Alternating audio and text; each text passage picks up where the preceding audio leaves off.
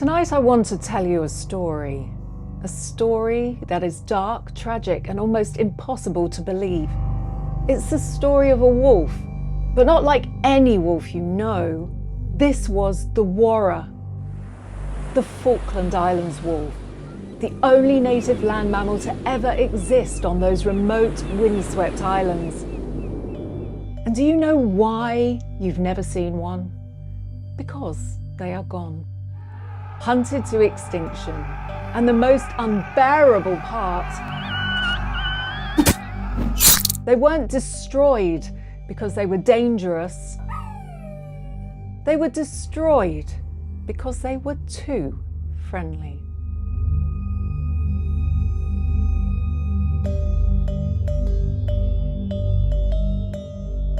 The Falklands, or Islas Malvinas, sit 300 miles off the coast of Argentina.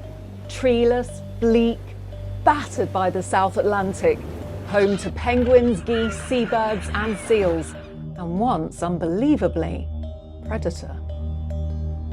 Not a wolf as we know it, nor a fox, something in between. The Warrah.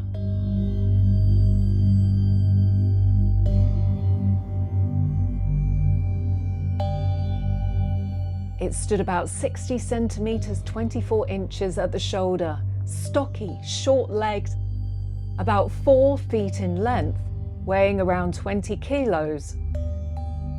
It had a reddish-brown coat with hints of grey, thick bushy tail and a wolf-like head with keen amber eyes. Its bark was said to echo like a dog's, sharp and sudden, across the lonely moors. And it lived here alone for thousands of years, feeding on penguins, seabirds, geese, even young seals along the shoreline.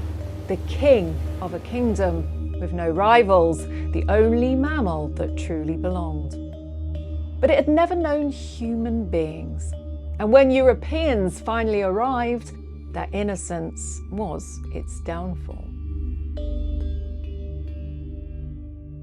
The first written record came on January the 27th, 1690, when Captain John Strong set foot on the islands.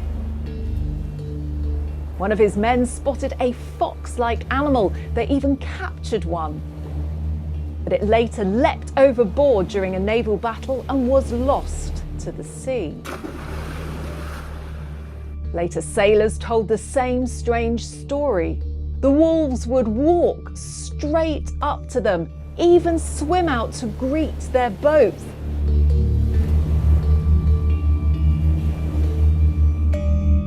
They would approach campfires at night, eyes glinting in the darkness, drawn by the smell of food.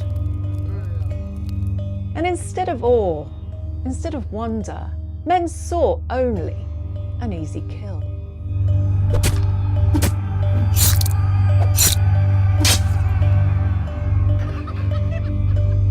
They were lured close with scraps of meat, then stabbed with knives. They were chained, taunted and beaten for amusement. Hunters set dogs upon them, laughing as they were torn apart.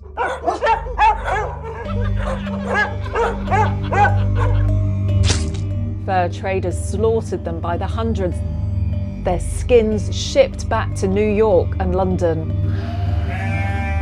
By the 1850s, settlers arrived with sheep. The Warrah, who had always lived on penguins and seals, was branded a sheep killer. Some even claimed it sucked the blood of sheep, a myth, but one that sealed its fate tragically. Bounties were issued, tails demanded as proof of kill. And the wolves, too trusting to flee, looked into the eyes of their killers right until the final blow.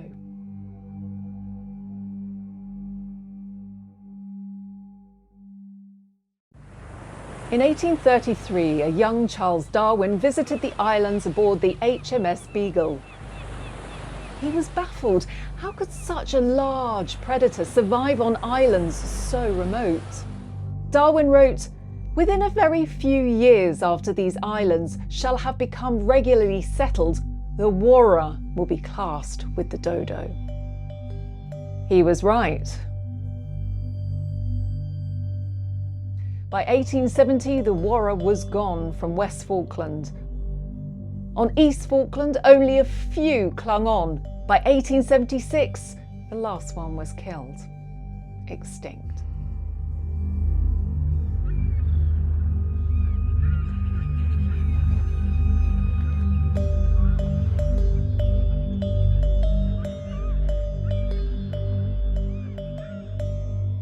But one mystery still remains. How did they get here? Some said they rafted across the ocean on mats of vegetation. Others believed a land bridge once linked the islands to South America. Still others thought indigenous people brought them by canoe. But in 2009, DNA told the truth. The Warrah was indeed a wolf, its closest living relative, the maned wolf of South America. It had split from its ancestor around 70,000 years ago. Long before humans ever set foot in the Americas, the Warrah had already reached the Falklands, across land, ice and sea. A true survivor, stranded on a lonely archipelago for tens of thousands of years, until man came and ended it in less than 2 centuries.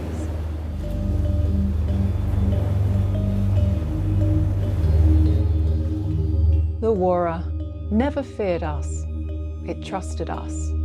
And for that trust, it was destroyed. Today, all that remains are faded sketches, old bones in museums, and the words of men who killed them. No tracks in the sand, no voice on the wind, only silence where the last wolf of the Falklands once stood.